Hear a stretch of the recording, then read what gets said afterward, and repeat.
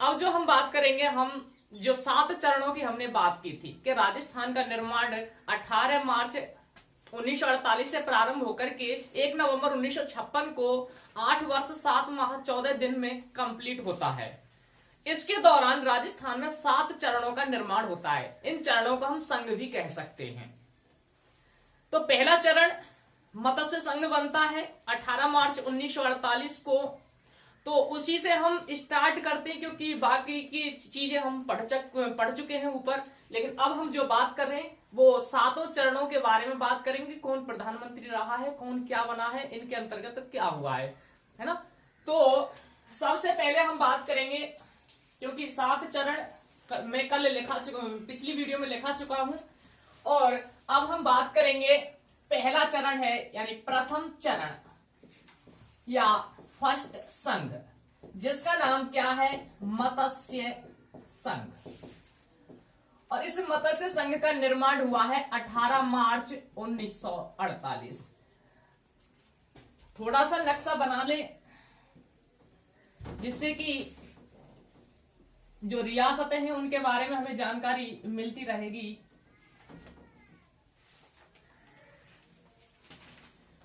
तो देखो, मत्स्य संघ राजस्थान की 4 सबसे पहला संघ है, और राजस्थान की जो 4 रियासतें थी उनको मिला करके ये संघ बना। तो 4 रियासतें, और वो 4 रियासतें कौन सी हैं? 4 रियासतें आप चाहे तो एक ट्रिक से कर लेना, ABCD रियासत। यानी ए का मतलब अलवर, बी का मतलब भरतपुर, बी का मतलब भरतपुर, और सी का मतलब करौली, और डी का मतलब धौलपुर। यानी कि ये 4 रियासतें जिनको मिलाकर के क्या बनाया गया था, मत्स्य संघ बनाया गया। मत्स्य संघ के बारे में हम पहले भी बात कर चुके हैं कि इनके प्रधानमंत्री और जो राज्य प्रमुख थे, मैं ट्रिक के माध्यम से लिखा चुका हूं। वैसे अब लिखने की आवश्यकता नहीं है, लिखना चाहे तो लिख लो। राज्य प्रमुख की ट्रिक जो हमने बताई थी उसके अनुसार क्या, उदयभान सिंह कहाँ के थे, धौलपुर के राजा थे। इनको राज्य प्रमुख बनाया गया था। उसके बाद में प्रधानमंत्री थे। प्रधानमंत्री की बात करें तो शोभाराम कुमावत, जो अलवर से आते हैं। शोभाराम कुमावत कहां से, अलवर से आते हैं। और इनके अलावा अगर राजधानी की बात करें तो राजधानी हमने ट्रिक लिखाई थी, अलवर को उड़ जा। अलवर यानी कि पहले चरण की राजधानी अलवर, जो मैंने पिछली वीडियो में बता चुका हूं। राज प्रमुख, प्रधानमंत्री, राजधानी और उद्घाटनकर्ता की मैं ट्रिक लिखा चुका हूं दोस्तों। तो आप पिछली वीडियो में जाकर के देख सकते हैं।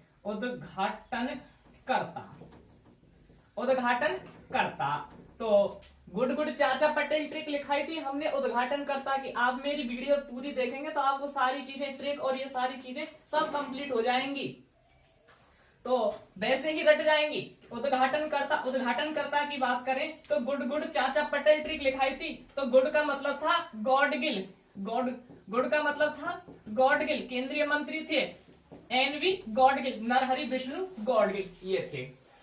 अब देखो, यहां थोड़ी सी अगर सोचे हम कि राजधानी अलवर को बना दी, लेकिन इनमें जो मुख्य दबदबा रहता है रियासत का, वो अलवर रियासत थी। लेकिन अलवर रियासत के राजा को राज प्रमुख यहां नहीं बनाया। वो क्यों नहीं बनाया है, उसका कारण था कि ये 18 मार्च 1948 की बात है, और 30 जनवरी 1948 को महात्मा गांधी की हत्या हो गई थी। और जब महात्मा गांधी की हत्या हुई तो उसमें बताया गया था कि यहाँ अलवर के शासक का उसमें हाथ बताया था कि अलवर के शासक का हाथ है। तो उसको, और एक था वहां का प्रधानमंत्री कह सकते, वहां का प्रमुख NV खरे, नारायण भास्कर खरे। तो वहां का शासक, अलवर का शासक और NV खरे, दोनों को केंद्र सरकार ने दिल्ली बुला लिया था। तो इस तरह से यहाँ के जो राजा थे अलवर के, उनको राज प्रमुख नहीं बनाया था। ठीक है, तो अगर इसकी बात करें कि ये पहला चरण जिसका नाम है मत्स्य संघ, वो मत्स्य संघ किसके कहने पर रखा गया था, तो याद रखना KM मुंशी है ना, कन्हैयालाल माणिक्यलाल मुंशी के कहने पर इसका नाम क्या रखा था, मत्स्य संघ रखा गया था। इसकी जो इनकम थी ये पूछा गया था पटवार एग्जाम 2016 में शायद पूछा था कि इस मत्स्य संघ की वार्षिक आय कितनी थी। तो वार्षिक आय की बात करें तो 184 लाख रुपए, 184 लाख रुपए। और इसका जो क्षेत्रफल था लगभग 16,000 वर्ग किलोमीटर। याद रखें तो रख लेना वर्ग किलोमीटर, ये इसका क्षेत्रफल था। तो ये था पहला चरण, जिसे हम किस नाम से जानते हैं, मत्स्य संघ। इसी मत्स्य संघ से राजस्थान का एकीकरण प्रारंभ होता है, इसी से राजस्थान का एकीकरण प्रारंभ होता है। ठीक है बेटा। अब दूसरा चरण, प्रथम चरण हो गया। अब द्वितीय चरण की बात करें तो दूसरे चरण का नाम क्या है, कल हमने बताया था पिछली वीडियो में कि ये मत्स्य संघ हो गया। इसके बाद में दूसरा है ये वाला पूर्व राजस्थान संघ, है ना, पूर्व राजस्थान संघ। दूसरा चरण पूर्व राजस्थान संघ। तो दोस्तों पूर्व राजस्थान संघ की बात करें तो ये दूसरा चरण है पूर्व राजस्थान संघ, और इसका निर्माण है वो इसके 7 दिन बाद। ठीक है ना, पहले चरण के 7 दिन बाद, तो 18 + 7 25 मार्च 1948 को ये दूसरा चरण बनता है। तो इस दूसरे चरण में 9 रियासतें थी। कितनी रियासतें थी? 9 रियासतें थी। तो 9 रियासतें वो कौन सी है, एक बार यहां देख लो। चाहे अगर आपको ये याद नहीं है तो मतलब, क्योंकि 9 रियासतें हैं, क्वेश्चन इनमें से कभी कभार पूछा भी जाता है और पूछा भी गया है कि निम्न में से कौन सी रियासत पूर्व राजस्थान संघ में शामिल नहीं थी। तो ऐसे अगर क्वेश्चन बनेगा तो क्योंकि 9 रियासतें, तो दोस्तों यहाँ कंफ्यूज होने के चांस ज्यादा रहते हैं और दिमाग में से ये भी निकल जाता है कौन सी है या नहीं, कभी कभार ऐसे फंस जाता है दिमाग में सवाल। तो उसके लिए एक ट्रिक है कि वो 9 रियासतें कौन सी हैं। ठीक है, तो 9 रियासतें, इसकी मैं ट्रिक बता रहा हूं। बाबू की झाड़ू, बाबू की झाड़ू को प्रसाटो, इससे आपके 9 रियासतें निकल आएंगे। 1 2 3 4 5 6 7 8 9 इस तरह से। तो वो कौन कौन से? बा से बांसवाड़ा, बा से बांसवाड़ा, बू से बूंदी, की से किशनगढ़, की से किशनगढ़, झा से झालावाड़, झा से झालावाड़ राजस्थान की अंतिम रियासत, डू से डूंगरपुर पहाड़ों की नगरी, को से कोटा औद्योगिक नगरी, औद्योगिक राजधानी भी कह सकते हैं, प्र से प्रतापगढ़ राजस्थान का अंतिम जिला, परमेश चंद्र कमेटी की सिफारिश के आधार पर बना गया 33वां जिला, सा से शाहपुरा, शाहपुरा कहाँ है? भीलवाड़ा, टो से टोंक नवाबों की नगरी टोंक। ठीक है, तो ये 9 रियासतें हैं। बाबू की झाड़ू को प्रसाटो, इससे आप निकाल सकते हैं 9 रियासतें। इनके साथ में अब मैंने एक चीज और बताई थी पिछली वीडियो में, क्या 3 ठिकाने थे, 3 ठिकाने भी थे।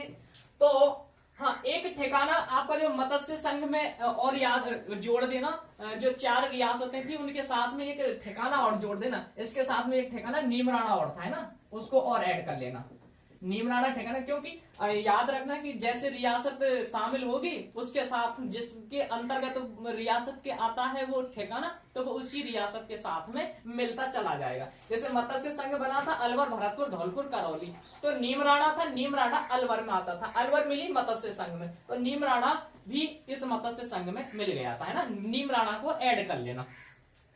अब एक ठिकाना, अब देखो 3 ठिकाने थे, नीमराणा, कुशलगढ़ और लावा। ठीक है ना, तो एक लावा को छोड़ देना क्योंकि लावा चली गई थी जयपुर में। ठीक है ना, 1948 में, अप्रैल 1948, वो जुलाई 1948 में वो जयपुर के साथ मिल गई थी वो लावा। और जो दूसरी है कुशलगढ़, है ना, कुशलगढ़ कहां पड़ता है? बांसवाड़ा में। ठीक है ना, कुशलगढ़, तो ये कहां है? बांसवाड़ा में। इसको भी इसमें शामिल कर लिया है, कुशलगढ़ को शामिल कर लिया है। तो इस तरह से ये थी 9 रियासत, एक ठिकाना।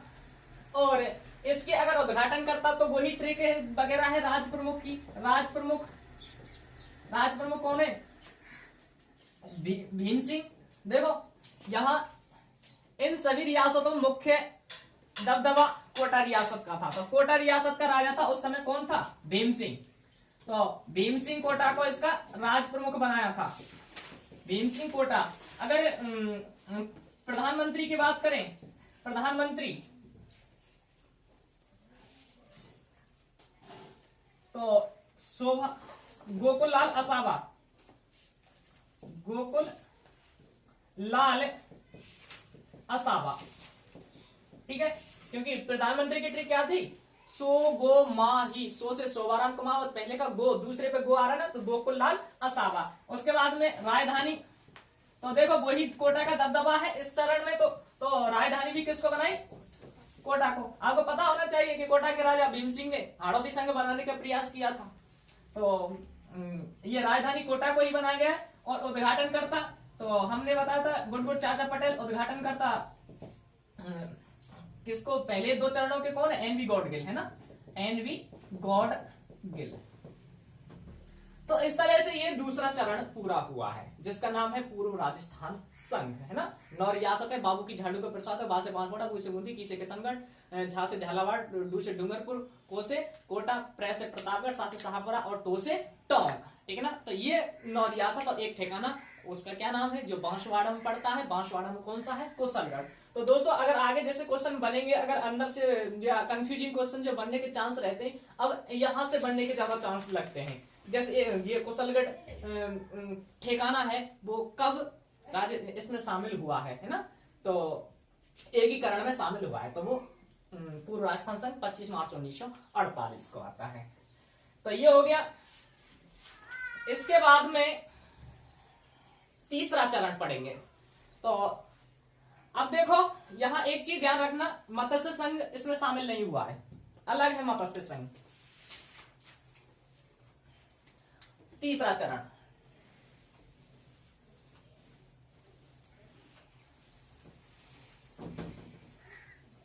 तीसरे चरण का नाम है संयुक्त राजस्थान। क्या नाम है? संयुक्त राजस्थान। संयुक्त राजस्थान निर्माण की बात करें तो तीसरा चरण है, तीसरा चरण है संयुक्त राजस्थान। और ये कब बना है? पहले चरण के 1 महीने बाद। पहला चरण कब था? 18 मार्च को।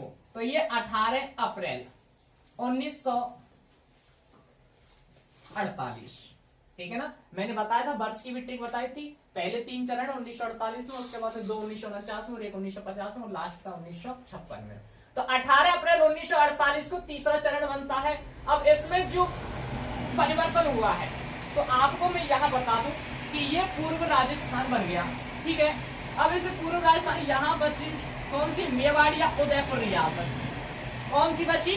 उदयपुर या मेवाड़ रियासत। उदयपुर या मेवाड़ रियासत बचती है।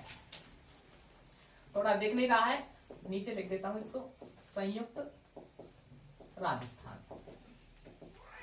हाँ, संयुक्त राजस्थान। हाँ, थोड़ा देख नहीं रहा था इसलिए नीचे देखना पड़ा। तो अब देखो यहां ये बन गया। पहला तो ये था, दूसरा चरण ये था।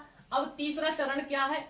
अब तीसरे चरण इसमें यानी दूसरे वाले चरण में इस उदयपुर को ऐड किया है, यानी कि संयुक्त किया है। और उसका नाम क्या रखा था? संयुक्त राजस्थान।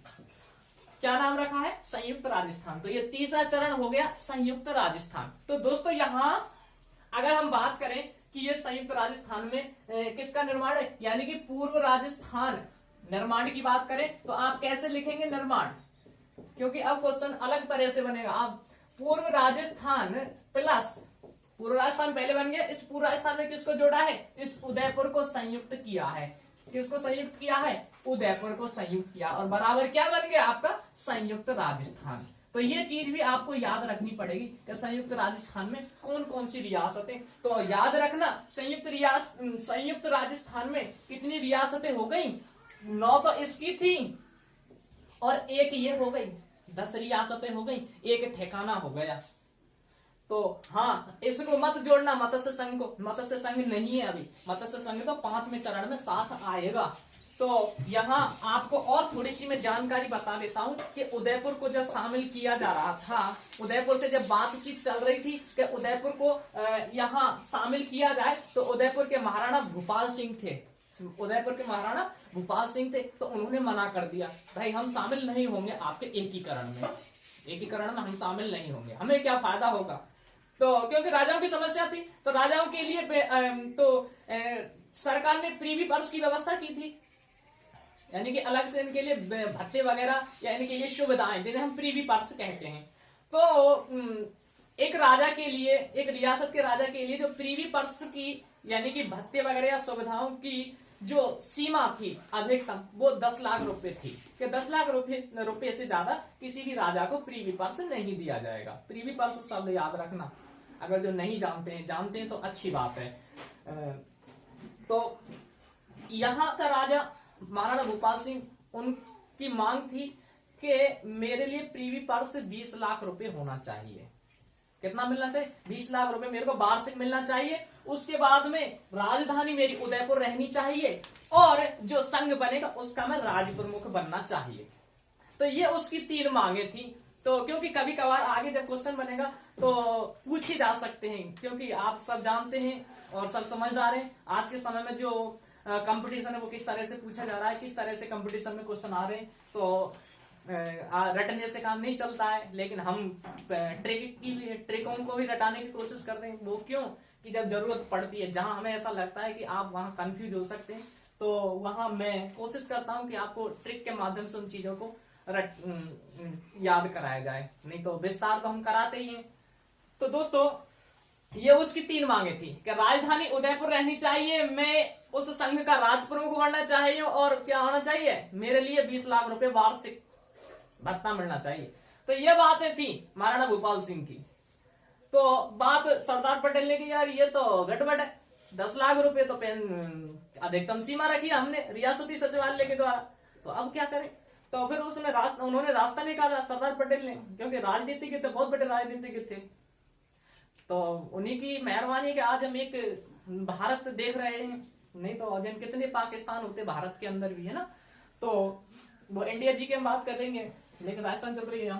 तो उदयपुर, तो उन्होंने क्या हल निकाला कि 10 लाख रुपए तो उसको पेंशन महाराणा को वार्षिक, उसके बाद में 5 लाख रुपए उनके वार्षिक भत्ते, वो मतलब वार्षिक भत्ते बढ़ा दिए। उसके बाद 5 लाख रुपए उनके जो धार्मिक खर्चों के लिए या धार्मिक कार्यों में खर्च के लिए 5 लाख रुपए वो बढ़ा दिए। तो इस तरह से 10 लाख रुपए और बढ़ा दिए। उसके बाद में वो तो नॉर्मल सी बात है कि राजधानी बनाना और राज प्रमुख बनाना, तो वो भी इनको पद दे दिया। तो ये थोड़ी सी याद रख लेना, क्योंकि क्वेश्चन जैसे हमने बताया ट्रेंड ऐसा बनने के चांस रहेंगे अब, तो उस हिसाब से जरूर ये चीजें भी बात करना है पर। तो इस तरह से किसका निर्माण होता है, संयुक्त राजस्थान का। तो वही अब राज प्रमुख वगैरह की बात करें तो राज प्रमुख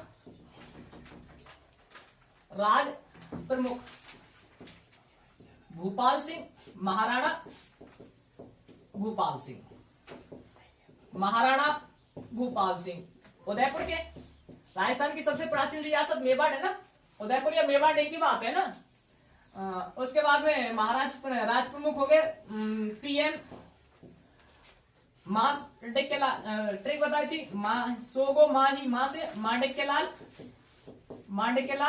वर्मा, ये भी उदयपुर के थे। वैसे मांडक्यलाल वर्मा को पंडित जवाहरलाल नेहरू के कहने पर पीएम बनाया गया था, पंडित जवाहरलाल नेहरू के कहने पर JL नेहरू पीएम। उसके बाद में उद्घाटन करता, तो जब इनके कहने पर बनाया जा रहा है तो माणिकलाल वर्मा को पीएम, तो वही नेहरू जी आएंगे, उद्घाटन करता जवाहरलाल नेहरू। उसके बाद में राजधानी, तो राजधानी तो वही हमने अभी जिक्र किया था, महाराणा भूपाल सिंह की राजधानी रहेगी, और वो क्या उदयपुर रही थी, है ना। राजधानी क्या थी, उदयपुर। तो इस तरह से ये तीसरे चरण का निर्माण होता है। इसके बाद में तो 3 चरण हो गए, अब अगला है चौथा चरण। चौथे चरण की बात करें तो मिटा दो इसको, चौथा चरण।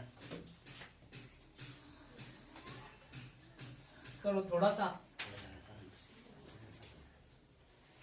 चौथा चरण। तो देखो संयुक्त हो गया। अब राजस्थान की 4 बृहत रियासतें है ना, जिनका नाम है जयपुर, जोधपुर, जैसलमेर और बीकानेर। ये 4 बृहत रियासतें हैं। कैसी हैं? बृहत रियासत कह सकते हैं ना, जैसलमेर इतनी बृहत नहीं, लेकिन हाँ है बृहत रियासतें है ना। इनमें 3 का तो ज्यादा दबदबा रहा है। तो बृहत रियासतें हैं। इन चारों को किसमें शामिल किया है? इसमें शामिल किया है ना। यानी कि ये 2 चरण थे और इनमें किनको और मिला दिया? इन बृहत रियासतों का निर्माण, वो बृहत रियासतों को मिला दिया। जयपुर, जोधपुर, जैसलमेर, बीकानेर। जयपुर, जोधपुर, जैसलमेर, बीकानेर को किसमें मिला है? संयुक्त राजस्थान। और किसका निर्माण हुआ है? बृहत राजस्थान। ठीक है दोस्तों। तो अगला चौथा चरण है बृहत राजस्थान। बृहत राजस्थान निर्माण कब हुआ है? याद रखना डेट को, 30 मार्च 1949। 30 मार्च 1949 को बृहत राजस्थान का निर्माण हुआ है। कैसे हुआ है? तीसरा चरण था। इससे पहले कौन सा था? संयुक्त राजस्थान। संयुक्त राजस्थान प्लस, यानी ये तीसरा चरण था ना। और इसमें किनको मिलाया है? आपकी 4 बृहत रियासतें कौन सी हैं? जयपुर, जोधपुर, जोधपुर, जैसलमेर और बीकानेर। जैसलमेर, बीकानेर, ये 4 रियासतें थी। 4 रियासतें।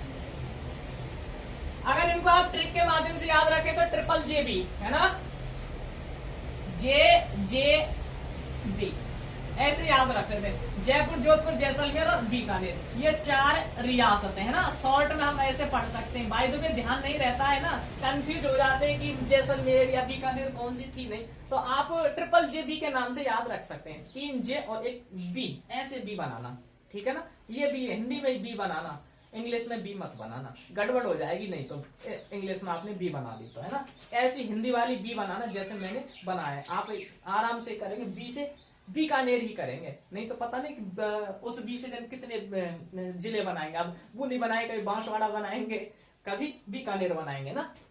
तो ये इस तरह से ही ये 4 ऐसे लिखना है ना, ट्रिपल JB। ये रियासतें हैं और इनको मिलाकर के क्या बनाया है? एक बृहत राजस्थान का निर्माण हो गया। दोस्तों सबसे ज्यादा अगर प्रीवी पर्स की बात करें तो सबसे ज्यादा प्रीवी पर्स जयपुर रियासत को करीब 23.5 लाख के करीब वार्षिक रुपए मिलते थे इनके लिए, जयपुर रियासत के राजा के लिए या जयपुर रियासत के लिए। तो ये निर्माण हो गया। अब दोस्तों एक बात आती है कि 30 मार्च के दिन हम राजस्थान दिवस मनाते हैं। राजस्थान दिवस कब मनाते हैं? 30 मार्च, राजस्थान दिवस।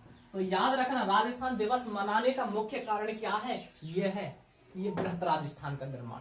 बृहत राजस्थान का निर्माण आप देख रहे हैं कि यहां से लेकर के ये पूरा राजस्थान अब एक हो गया है। यहाँ केवल मत्स्य संघ है और छोटा सा और परिवर्तन होगा, वो बाद में देखेंगे। तो एक मत्स्य संघ है, ये अलग रह रहा है, नहीं तो आपका लगभग ये राजस्थान का निर्माण हो गया है।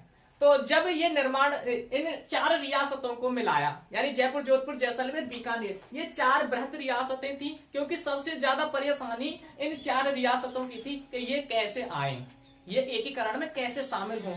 तो जब ये एकीकरण में शामिल हो गई तो जो निर्माण करता थे, एकीकरण करवाने वाले थे, उनके सर से क्या एक बोझ सा हट गया और उनको फिर क्या लगा कि अब राजस्थान का निर्माण लगभग पूरा हो गया। क्योंकि फिर छोटी मोटी कमियां बची हैं, उनको किया है। नहीं तो यानी कि जयपुर, जोधपुर, जैसलमेर, बीकानेर के मिलते ही ऐसा लगा यानी कि लगभग राजस्थान का एकीकरण पूरा हो गया था। और ये 4 रियासतें कब मिली थी? 30 मार्च 1949 को। तो इसीलिए 30 मार्च के दिन हम क्या मनाते हैं? राजस्थान दिवस मनाते हैं। अब यहाँ जब इनका मिलान किया गया या इनको शामिल किया गया तो कुछ बातों का और ध्यान रखना पड़ा। क्योंकि इसी समय राजधानी और या आपके और कुछ विभाग थे, हाई कोर्ट वगैरह है, खनन विभाग है, शिक्षा विभाग वगैरह है, इनका भी ध्यान रखा गया था। ऐसा नहीं है कि ये एक वैसे ही शामिल हो गए, क्योंकि इनका भी दबदबा अच्छा था, जयपुर का भी दबदबा अच्छा था। तो जयपुर को तो राजधानी बना दिया, जयपुर को राजधानी किसको बना दिया कि भाई जयपुर को राजधानी बनाओ, ठीक है। लेकिन और भी तो है, औरों का कहा जाएगा। और तो औरों ने क्या किया, जयपुर को राजधानी बना दिया। याद रखना, Paramesh Chandra committee, P Satyanarayana Rao committee की सिफारिश के आधार पर, पी सत्यनारायण राव कमेटी की सिफारिश के आधार पर जयपुर को राजधानी बनाया गया है। उसके बाद में और विभागों का भी ध्यान रखना पड़ा, क्योंकि इसमें आपके 10 तो ये हो गई और 4 रियासतें ये थी,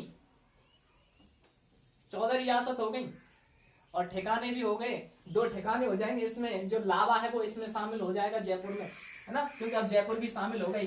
तो इस तरह से, और एक शिक्षा विभाग दे दिया किसको भाई, शिक्षा, ये थोड़ी सभी चीज एक ही शिक्षा, अब इनको बांटो अलग अलग। तो शिक्षा विभाग दे दिया बीकानेर को, कि शिक्षा विभाग कहाँ रहेगा, बीकानेर में रहेगा। और खनन विभाग दे दिया उदयपुर को, खनन विभाग उदयपुर में दे दिया, भाई इनको भी तो मिलना चाहिए। और उसके बाद में वन विभाग दे दिया कोटा को, वन विभाग किसको दे दिया, कोटा को। और कृषि विभाग दे दिया अपने भरतपुर को, कृषि विभाग किसको दे दिया, भरतपुर में दे दिया। और एक रहा हाई कोर्ट, हाई कोर्ट कहां दे दिया, जोधपुर, हाई कोर्ट कहां, जोधपुर को दे दिया। तो इस तरह से ये चौथे चरण में इन चीजों का ध्यान रखा, है ना। राजधानी है, शिक्षा विभाग है, खनन विभाग है, वन विभाग है, कृषि विभाग और हाई कोर्ट, है ना। राजस्थान हाई कोर्ट जोधपुर, एक पीठ आपकी कहां है, जयपुर में। तो इस तरह से ये विभाग दिए हैं। अब यहां दूसरी बात क्या आती है, देखो ये तो हो गए, अब प्रधानमंत्री वगैरह वो भी तो हैं। तो देखो, एक राज्य प्रमुख, ये पद तो चला आ रहा है, ये पद चला आ रहा है राज प्रमुख का। यह राज प्रमुख बना दिया था जयपुर के शासक महाराजा मानसिंह को। किसको बनाया है, महाराजा मानसिंह द्वितीय, ठीक है।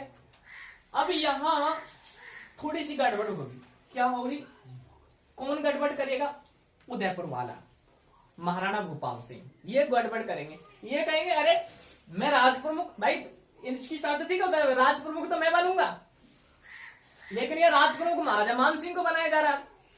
तो इनको संतुष्टि देने के लिए, किसको, उदयपुर के शासक महाराणा भूपाल सिंह का मान या सम्मान रखने के लिए एक पद और बना दिया। वो क्या पद बना दिया था, महाराज प्रमुख, ठीक है ना। तो महाराज प्रमुख किसको बना दिया था, महाराणा भूपाल सिंह को, महाराणा भूपाल सिंह को राज प्रमुख बना दिया, ठीक है, वो महाराज प्रमुख। उसके बाद में राजधानी ये हो ही गई।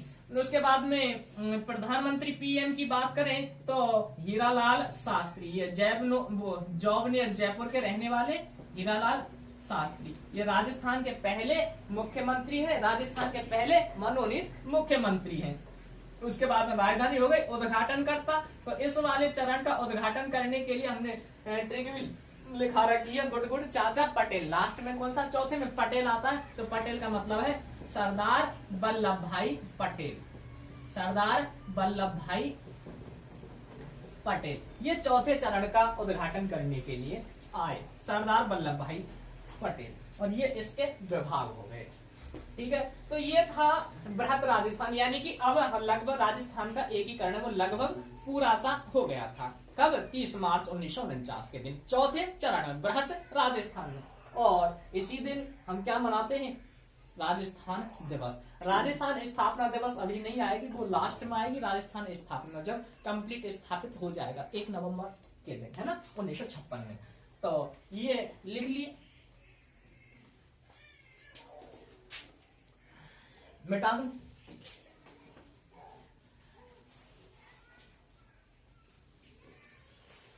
अब देखो, आपने यहां तक पढ़ लिया, ये दूसरा, तीसरा और चौथा चरण है, ये एक है। अब लेकिन जो पहला चरण है वो अलग है, इनको अलग रखा गया है। किसको? मत्स्य संघ को वो अलग रखा है, मैं अभी बात करूंगा। तो अब 4 चरण हमने पढ़ लिए, चौथा चरण है, उस चौथे चरण का क्या नाम है? संयुक्त बृहत राजस्थान। संयुक्त बृहत राजस्थान निर्माण कब है? 15 मई 1949, ठीक है ना, 15 मई 1949 के दिन, ठीक है ना। तो ये निर्माण है 15 मई 1949। 321 से लिखा है कि नहीं लिखा है? पहले तो 1948 में और उसके बाद में चौथे और 5 में 1949 में, ठीक है ना, 15 मई 1949। तो देखो यहाँ पे जो ये बृहत राजस्थान बन गया था, इसमें इसको संयुक्त किया है, किसको? मत्स्य संघ को। तो इसको संयुक्त करते ही इसका नाम क्या पड़ गया? संयुक्त बृहत राजस्थान। संयुक्त बृहत राजस्थान, संयुक्त बृहत राजस्थान, है ना।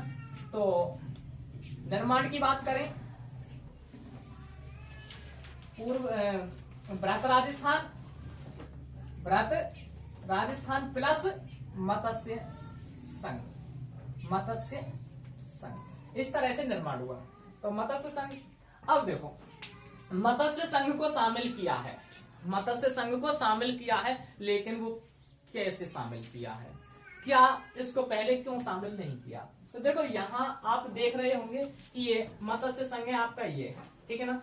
तो यहाँ मत्स्य संघ की बात करें तो आपके 4 रियासतें अलवर, भरतपुर, धौलपुर, करौली, है ना। मत्स्य संघ की 4 रियासत अलवर, करौली और भरतपुर, धौलपुर, भरतपुर, धौलपुर, ठीक है। तो अलवर और करौली ये तो राजस्थान में शामिल होने के लिए तैयार थी, ठीक है ना, ये राजस्थान में शामिल होने के लिए तैयार थी। लेकिन भरतपुर और धौलपुर, आप देख रहे होंगे कि भरतपुर और धौलपुर है वो इधर को यूपी से लगती, यानी उत्तर प्रदेश से लगती हुई रियासतें थी। तो यहाँ की कुछ जनता थी वो भाषाई आधार पर चाहती थी कि हम यूपी में जाकर के मिलें, उत्तर प्रदेश में जाकर मिलें, ये कुछ का मानना था भरतपुर और धौलपुर में। तो उसी को लेकर के ये थोड़ा बीच बाद तक अटका रहा मैटर। तो भरतपुर और धौलपुर की यहाँ की समस्या थी कि हम उत्तर प्रदेश में मिलना चाहते हैं। तो इस समस्या का समाधान करने के लिए, इस समस्या का समाधान करने के लिए जो